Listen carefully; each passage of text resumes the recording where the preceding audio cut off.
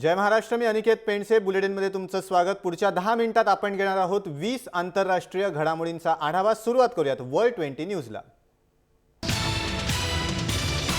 मुस्लिम धर्मियांसाठी दुसऱ्या क्रमांकाचं महत्त्वाचं स्थान असलेल्या मदिना इथल्या प्रेषित मोहम्मद मशिदीच्या सुरक्षा मुख्यालयाजवळ सोमवारी संध्याकाळी आत्मघातकी बॉम्ब हल्ला झाला. या 4 पोलीस तसंच 3 हल्लेखोर ठार झाले.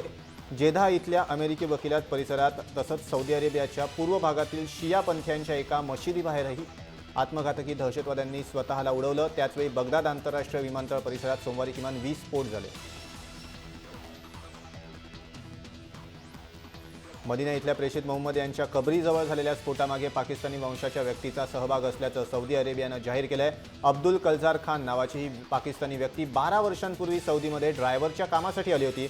मदिनाला झालेल्या स्फोटाच्या दिवशी सौदीतल्या जेद्दा या आणखी एका ठिकाणी अमेरिकन वकिलातीच्या बाहेरही स्फोट करण्यात आला होता.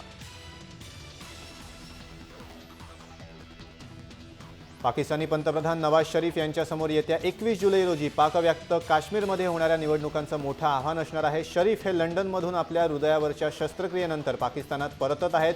शरीफ यांच्या पाकिस्तानात मुस्लिम लीग नवाज या पक्षासमोर पाकिस्तान पीपल्स पार्टी आणि तेहरीक-ए-इन्साफ पाकिस्तान या पक्षांचं आव्हान असणार आहे. पाकव्याप्त काश्मीरमध्ये शरीफ यांच्या पक्षाला यश मिळाल्यास ती एक प्रकारे शरीफ यांच्या नरेंद्र मोदींशी मैत्रीला मिळालेली मान्यता ठरेल, असं मत पीपीपीचे नेता बिलावल भुट्टो यांनी म्हटलंय.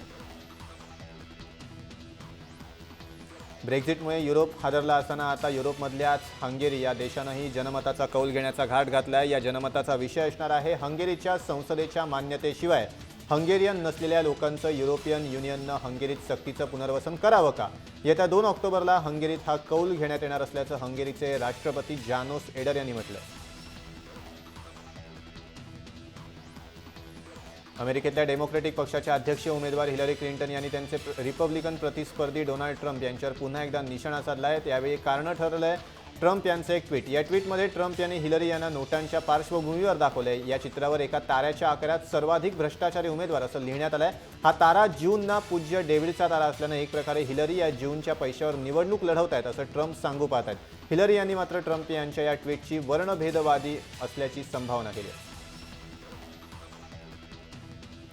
ब्रेक्झिटनंतर आता सत्ताधारी हुजूर पक्षानं मावळते पंतप्रधान डेव्हिड कॅमेरून यांच्या जागी नव्या पंतप्रधानाच्या निवडीसाठी मतदान प्रक्रिया सुरू केली आहे. ब्रिटननं ब्रेक्झिटच्या बाजूनं कौल दिल्यानंतर पंतप्रधान कॅमेरून यांनी आपल्या पदाचा राजीनामा दिला होता. हुजूर पक्षाच्या सध्या अंतर्गत बाबींच्या मंत्री थेरेसा मे या पंतप्रधान पदाच्या आघाडीच्या उमेदवार आहेत.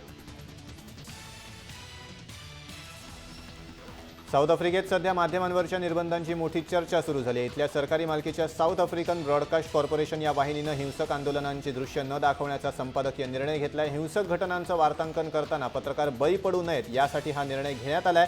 मात्र खरं कारण वेगळंच असल्याचं दिसतंय. प्रिटोरियाच्या महापौरपदी लोकांनी निवडलेल्या व्यक्तीला डावलून सत्ताधारी आफ्रिकन नॅशनल काँग्रेसनं आपला उमेदवार दिला. या विरोधात लोकांचा उद्रेक झाला. SABCनं हे आंदोलन दाखवलं नव्हतं. भारताच्या आर्थिक विकासाचा फारसा फायदा बांगलादेशला मिळाला नाही अशी टिप्पणी केली आहे चीनमधल्या आघाडीचं दैनिक ग्लोबल टाइम्सनं. चीननं नुकतीच बांगलादेशला कमी व्याज दरावर $9 बिलियन कर्ज देऊ केलं. त्या पार्श्वभूमीवर या वृत्ताकडे बघितलं जातं. इराक युद्धात अमेरिकेबरोबर उतरलेल्या ब्रिटनच्या सहभागाची छाननी करणारा चिलकोट रिपोर्ट आता प्रसिद्ध होणार आहे. 2003 साली झालेल्या या युद्धात अमेरिकेची सोबत करण्यासाठी तत्कालीन ब्रिटिश पंतप्रधान टोनी ब्लोअर खोटं बोलल्याचा त्यांच्यावर आरोप आहे. तेव्हापासून या प्रकरणाची छाननी करणारी समिती सर जॉन चिकलोट यांच्या अध्यक्षतेखाली कार्यरत होती. ऑस्ट्रेलियाचे पंतप्रधान मॅल्कम टर्नबुल यांनी पद सोडण्यास नकार दिलाय. शनिवारी झालेल्या निवडणुकीत स्पष्ट बहुमत न मिळाल्याचा ठपका टर्नबुल यांच्यावर आहे. अद्याप टपाल मतमोजणी सुरू आहे. मात्र सत्ताधारी आणि विरोधी लेबर पार्टीला पूर्ण बहुमत मिळणं अशक्य आहे. चीनच्या पूर्वेकडील समुद्रात गेल्या महिन्यात चीनी आणि जपानी लढाऊ विमानं एकमेकांसमोर ठाकल्याच्या वृत्ताला चीनच्या संरक्षण खात्यानं दुजोरा दिलाय. अशा घटनांनी प्रादेशिक स्थैर्याला बाधा पोहोचू शकते असा इशाराही चीननं दिलाय. दरम्यान चीनच्या दाव्याला जपाननं खोडून काढलंय. या घटनेचा इन्कार केलाय.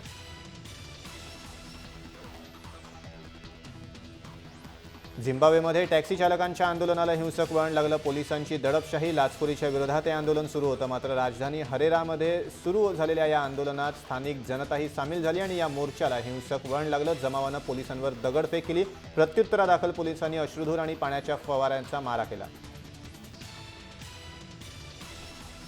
न्यूयॉर्कमधील एका मशिदीबाहेर 2 मुस्लिम युवकांना मारहाण करण्यात आल्याची घटना रविवारी घडली आहे। अमेरिकेतल्या उजव्या विचारसरणी असणाऱ्या एका संघटनेच्या कार्यकर्त्यांनी ही मारहाण केल्याची माहिती समोर येते।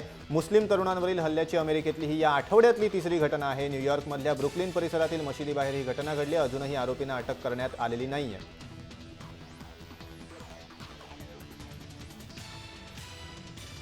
इस्रायल विमानात बॉम्ब असल्याच्या अफवेने एकच खळबळ उडाली। न्यूयॉर्कहून इस्रायलच्या तेल अविवला जाणाऱ्या विमानात बॉम्ब असल्याची माहिती इस्रायल विमानतळाला मिळाली। त्यावेळी विमान स्विस आणि फ्रान्सच्या बॉर्डरवर होतं। इस्रायल प्रशासनानं त्वरित स्विस प्रशासनाशी संपर्क साधला आणि स्विसनं आपली 2 लढाऊ विमानं सोडत इस्रायल विमानाचं सुरक्षित लँडिंग केलं। दरम्यान विमानात कोणताही बॉम्ब सापडला नाही। संयुक्त राष्ट्रसंघाच्या मानवाधिकार समितीने इंटरनेटवरील मानवाधिकारांचा प्रसार, संरक्षण आणि उपभोग घेण्याबाबत ठराव पारित केला। या ठरावाअंतर्गत इंटरनेटवरील मानवाधिकारांचं उल्लंघन आणि प्रतिबंध करणाऱ्या कुठल्याही देशाचा निषेध करण्यात आलाय। प्रत्यक्ष जगात असणारे मानवाधिकार हे इंटरनेटवरही जपले जावेत, ती या ठरावामागची भूमिका आहे।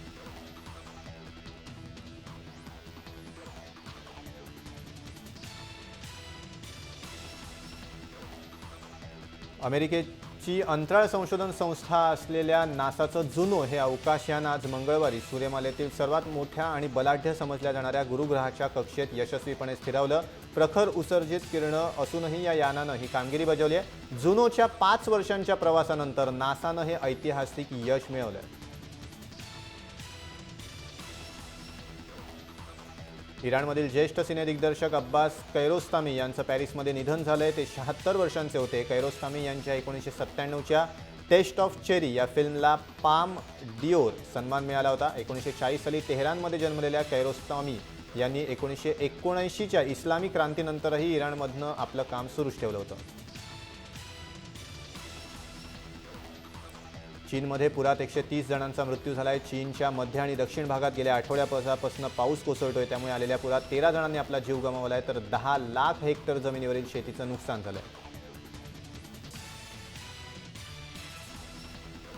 नेपाळच्या पश्चिम भागातील जोरदार पावसामुळे झालेल्या भूस्खलनात 11 जणांना जीव गमवावा लागलाय। यात एका अल्पवयीन मुलाचाही समावेश आहे। इथल्या प्युथान या डोंगराळ भागात रात्रभर झालेल्या पावसानं वरच्या भागातील चिखल दगड खाली वाहून आणले, ज्यात 2 वेगवेगळ्या गावातील घरं भुईसपाट झाले।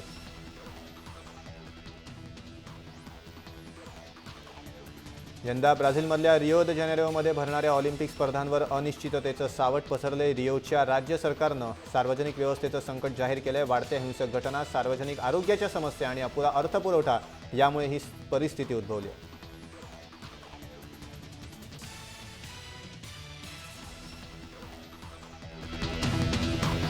या होत्या 20 ठळक आंतरराष्ट्रीय घडामोडी। वर्ल्ड 20 न्यूजमध्ये वेळ झाले इथेच थांबण्याची। ताज्या अपडेट्ससाठी तुम्ही पाहत राहा जय महाराष्ट्र, थेट अचूक बिनधास्त।